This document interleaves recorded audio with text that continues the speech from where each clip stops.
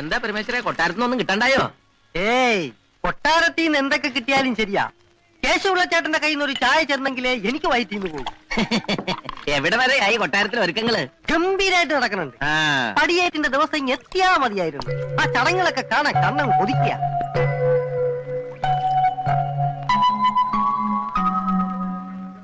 മൂന്ന് ചായ. രണ്ടെണ്ണം ഇരിക്കുക. ചേട്ടൻ കൊട്ടാരത്തിലെന്ന് തോന്നുന്നു. അതെ, അവിടുത്തെ എല്ലാ കാര്യങ്ങളും നോക്കുന്നു. നമസ്കാരം. ഒത്തിരി ആളുകൾ വന്നിട്ടുണ്ടല്ലോ. ഇത്ര ആളുകൾ ഇന്നും ഉണ്ടാവോ? ഏയ്, അവരൊക്കെ പടിയേറ്റ് പ്രമാണിച്ച് വന്നവരാ. എല്ലാം ബന്ധുക്കളാ.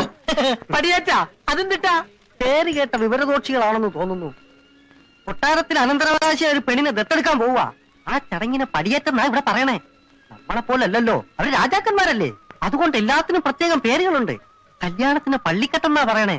അതുപോലെ കിടപ്പറയ്ക്ക് പള്ളിയറ, ഉറങ്ങുന്നതിന് പള്ളിയുറക്കം. അപ്പൊ ഈ കൂർക്കം വലിക്കുന്നത് പള്ളിക്കൂർക്കം. മതി, വിടുവായത്തം വേണ്ട. രാജ്യവും അധികാരവും പോയെങ്കിലും രാജാവ് രാജാവ് തന്നെയാ. കളിച്ചാ ശരിക്കും കളി പഠിപ്പിക്കും. അവരൊരു തമാശ പറഞ്ഞല്ലേ ഏട്ടാ?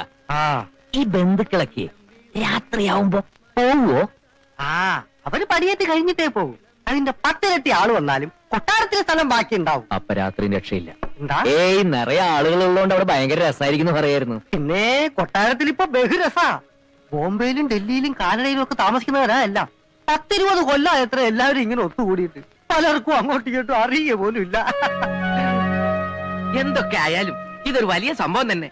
എവിടെയോ കിടന്നേച്ചൊരു പെണ്ണ് രാജകുമാരിയാവാൻ പോവല്ലേ? അതെ, ഇങ്ങനെ ഒന്നും ഇല്ലെങ്കിലേ ആ പെണ്ണ് ഏതെങ്കിലും ഒരു കുഗ്രാമത്തില് ഏതെങ്കിലും ഒരു നെത്തോലിയം കെട്ടി ജീവിക്കേണ്ടതല്ലേ? നത്തോലി നിന്റെ അച്ഛൻ. എന്താ? നത്തോലി നിന്റെ തന്ത. എനിക്ക് പോടാ. ആഹാ, അത്രയ്ക്കായോ? നീ നോക്കിക്കോളാ, ഇനി ഒരു നിമിഷം ഞാനിവിടെ നിൽക്കത്തില്ല.